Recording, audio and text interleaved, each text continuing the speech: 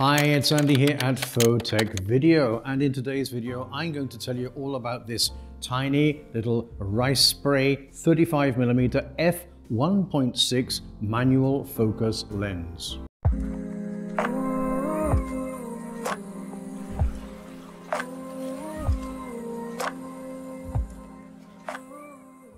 So this video consists of 4 shorter parts. First, the description, then a closer look at the lens, the pros and the cons, and photo and video test shots. One of my aims on this channel is to help you lose the fear of shooting in manual exposure mode and manual focus mode. Photography was invented over 200 years ago. However, the first autofocus camera didn't come out on the market until 1978, which means that for over 150 years, people got on just fine without autofocus. And there are some amazing photos out there shot on manual exposure and on manual focus modes. If you're scared to turn off the auto functions on your camera, don't be. Do it gradually. Every time you pick up your camera, move one of those dials to the M mode for a few minutes each time and give it a try. You've got nothing to lose. And remember that digital photos today don't have a developing cost or a printing cost. So you can do as many or as little tests as you like. You'll be surprised by how simple it is and how much you enjoy the challenge. Maybe it will bring back some of that lost passion for photography which you had in the past and maybe haven't got today. Some of the cons which I will mention about this lens are also some of the characteristics which I love about it and make it so desirable. This lens creates unique images which makes it perfect for street photography and for portrait photography. The video and photo test examples at the end of this video are all shot with this lens at its widest aperture, f1.6, to demonstrate the beautiful bokeh which this lens delivers. I'll be making a couple of other videos shortly using this lens mounted on my Sony ZV E10 mirrorless APS camera, one with street photography example shots with the aperture closed down to f8 or even f16, and the other with portrait shot examples with the aperture more open at f1.6, f2 and f2.8, so that you can see the interesting images which this lens can deliver. To see those videos and others, simply subscribe to my channel and ring on that notification bell to be notified whenever a new video drops on my channel. So the first thing to talk about then is the price of this lens. This lens on offer on AliExpress cost me less than 35 euros, which is about 39 US dollars. Now this lens is really beautiful. The construction is all metal and glass, except for this rear lens cap, which is plastic. This lens is not a sharp lens. It has a soft focus when opened up to its maximum aperture of f1.6. However, in my next tests, I think you'll be surprised at how sharp some of the other images are at a closed down aperture.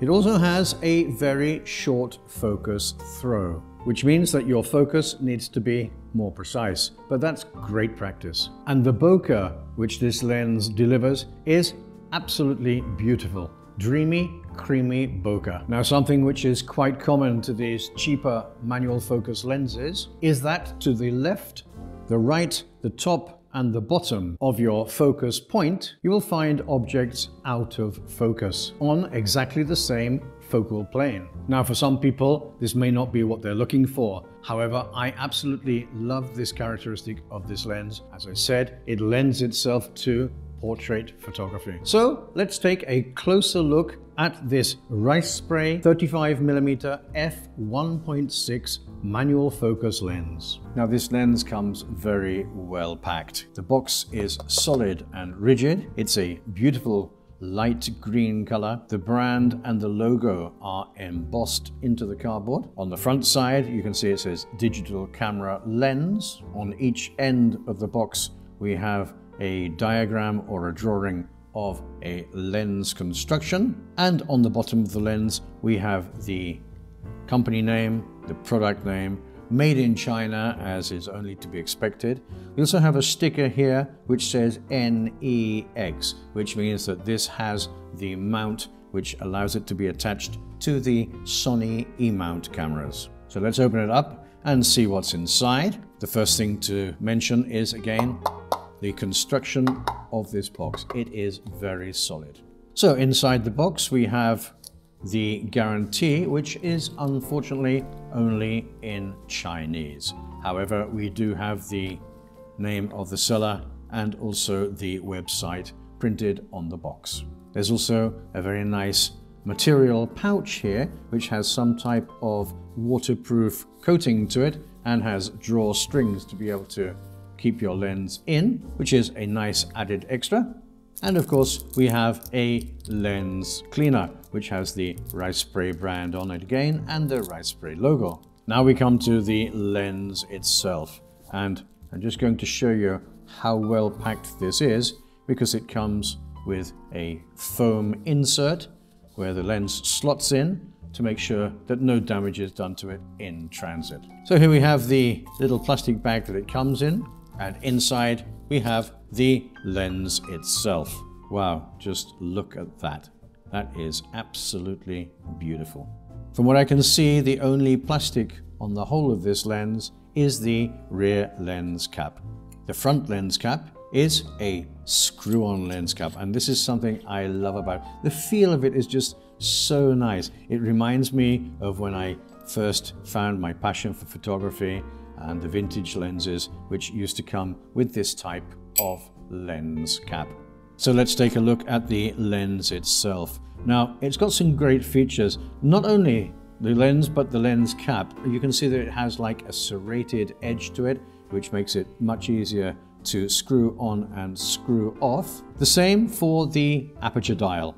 The aperture dial is smooth and well dampened. It's what's called clickless. It's stepless, which means that you can change your aperture setting on the fly while recording video. If we go to the front, we'll find the focus ring. Now, one thing about this lens is it does have a short focus throw, which means that you'll need to be more precise with your manual focusing. The focus distances, the minimum here is marked at 1.7 feet, which is half a meter. Several things then about this focus ring. The first thing is it has like a hexagonal cutout to it, which means that when you are focusing, you don't confuse the focus ring with the aperture dial, which is absolutely superb. The focus ring is also smooth and dampened, and I would say resistance is almost identical to the resistance on the aperture dial. All the markings on this lens are engraved into the metal, which means that they're not going to disappear in a few weeks' time of use and rubbing on them. The minimal focusing distance is marked at 1.7 feet, 0.3 meters. It then goes up to 2.5 feet, 0.8 meters, and then on to 10 feet, 3 meters. And then we come onto our infinity symbol. Now, something a little bit strange about this lens is that it doesn't stop at infinity. It does still have quite a throw afterwards, which means that you will need to pay attention to make sure that the focus ring is set on the infinity symbol. I have tried this on my camera, and the infinity symbol is where I get my best focus on infinity. When I go past that, then I begin to lose focus. So let's close the lens down to f16 and hold it up to the camera to see if we can see when the lens opens. So here we have the lens set on f16, and you can see as I open up to f1.6 the wide aperture that this lens really has. Another great thing about this lens is its size. It is very small, and again, it means that if you're using this for street photography, you are less noticeable, you are unintrusive. Being a solid metal construction, it does have an interesting weight, which means that when attached to the camera, it will give more stability to your shots. So all in all, surprisingly good build quality on this lens. Great etchings, engravings on the metal itself, which means that these markings will last for a lifetime, and well presented and protected in this presentation box. A very interesting lens, especially for the price. So now let's look at some of the pros and cons of this little lens. A lot of the pros and cons are similar to the Fujian GDS 35mm F1.7 CCTV lens, which I made a video on recently and which you can see in this link above here. So what are the pros and cons of this lens? Well, let's look at the pros first. And the first pro for me is obviously the price. This lens comes in at under $39 US. It cost me 34 euros and 95 cents on AliExpress in an offer, which is an absolutely unbelievable bargain. The next pro has to be its size. 6 centimeters at its widest point by 5 centimeters in length. It fits in the palm of your hand or in your pocket and can be thrown into your camera bag without taking up any extra space. Also, it's extremely light, coming in at just 160 grams, which is less than 6 ounces, including the 2 lens caps. Another pro has to be how attractive this lens really is. It's absolutely beautiful. My Sony ZV E10 is the black version, and with this lens mounted onto it, well, it looks absolutely amazing. Another pro is its ease of use, with its smooth and dampened focus and aperture ring. Another great pro is when this is attached to my Sony ZV E10. For the small size, it's very inconspicuous, which lends itself to being perfect for street photography as you look unintrusive. Another pro has got to be the fun factor which this lens gives you. I really had great fun going out and taking the videos and photos with this lens fully open. So much so that I got up early the next day and went out to take my test images on this lens with the aperture stepped down to f8 and f5.8. The images created using this lens have a retro vintage feel about them. So now let's look at the cons. And as I said before, some of the cons are also some of the pros in my opinion. The first con is, of course, image quality. When fully opened up to f1.6, you may see a bit of vignetting and chromatic aberration. There is also a little refraction in the images. Another of the cons, as I mentioned before, which is one of the pros for me, is the inconsistent consistencies which this lens has. To the left, to the right, to the top, and to the bottom of the focal point, objects will lose their focus on the same focal plane. But as I said, that is one of the things that I particularly love about this lens. So that's my list of pros and cons. There may be more, you may find others, but for me, the pros definitely outweigh the cons. So let's take a look at some of my test photos and videos which I took on this lens with the aperture fully open at f1.6 to demonstrate how the bokeh looks in front of and behind the focused object. All of these photos and videos are straight out of camera. The photos are JPEGs with just a white border added to them, and the videos are shot in 4K at 24 frames per second.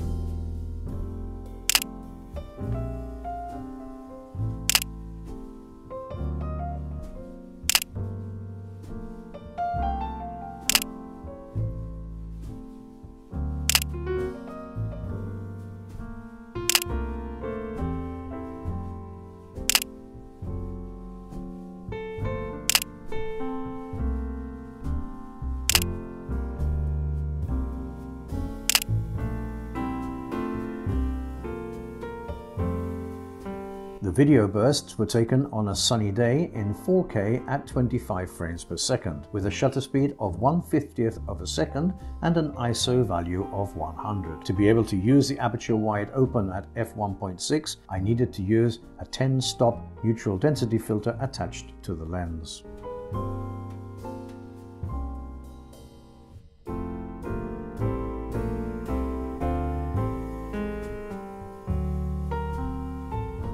So there you have it. Pretty impressive for a lens which cost less than $40 US. If you liked this video or if you found it interesting and informative, please hit that like button, subscribe to my channel and ring that notification bell to be notified whenever a new video drops on my channel. Well, that's all from me for now. Until the next time, this is Andy at Photech Video signing off.